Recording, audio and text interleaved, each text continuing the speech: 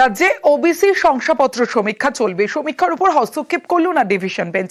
রাজ্য জুড়ে বিজ্ঞপ্তি দিয়ে ওবিসি সমীক্ষা ঠিক কি নির্দেশ জানাবে অর্ণব রয়েছে আমার সঙ্গে। অর্ণব, দেখো, একগুচ্ছ ওবিসির যে মামলা কলকাতা হাইকোর্টে বিশেষ বেঞ্চে চলছে, সেই বেঞ্চে একাধিক আবেদন আসে এবং ওবিসির যে সার্ভে চলছে, অর্থাৎ নতুন করে ওবিসি সার্টিফিকেট দেওয়া যে কাজ করছে রাজ্যের অনগ্রসর শ্রেণী কল্যাণ কমিশন, সেই কাজের উপর আপাতত হস্তক্ষেপ করা হোক। কারণ অনেকেই বঞ্চিত অনেক সম্প্রদায় রয়েছে যারা ওবিসি আওতায় আসতে পারে, কিন্তু তারা এই সার্ভের সুযোগই পাচ্ছে না।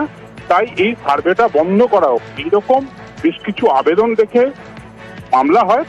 সেই মামলা শেষে আজ বিচারপতি তপব্রত চক্রবর্তী এবং বিচারপতি রাজাশেখর মান্তা স্পষ্ট জানিয়ে দিলেন, রাজ্য যে ওবিসি সার্টিফিকেট দেওয়া নিয়ে সার্ভে করছে, সেই সার্ভে উপর তারা কোনো রকম হস্তক্ষেপ করছে না, সেটা তারা কন্টিনিউ বা এগিয়ে নিয়ে যেতে পারবে।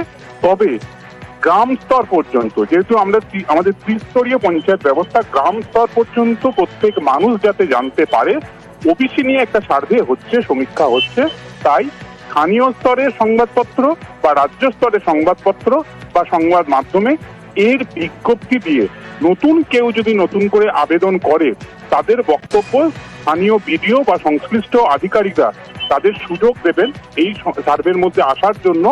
এই জায়গাটি পর্যবেক্ষণের আকারে রাখার পরই রাজ্যের এই ওবিসি সমীক্ষার ওপর সবুজ সংকেত দিয়েছে কলকাতা হাইকোর্টের ডিভিশন বেঞ্চ। কারণ ডিভিশন বেঞ্চ মনে করছে সমস্ত মানুষ যদি জানতে না পারে, তাহলে এই সমীক্ষার মধ্যেও কোথাও একটা ত্রুটি থেকে যেতে পারে। সেই ত্রুটি মুক্ত সমীক্ষা করার জন্যই এই বিজ্ঞাপন বা বিজ্ঞপ্তি দিয়ে সমীক্ষা করার পর্যবেক্ষণ বা পরামর্শ বা নির্দেশ দিল কলকাতা হাইকোর্টের ডিভিশন বেঞ্চ। 15ই জুন এই মামলা ফের শুনানির জন্য আসবে। তখন আমাদের রাজ্যের ওবিসি যে কমিশন, তাদের হলফনামা দিয়ে এই বিষয়গুলি কমপ্লাই হয়েছে কিনা তাই জানাতে হবে আদালত। বেশ।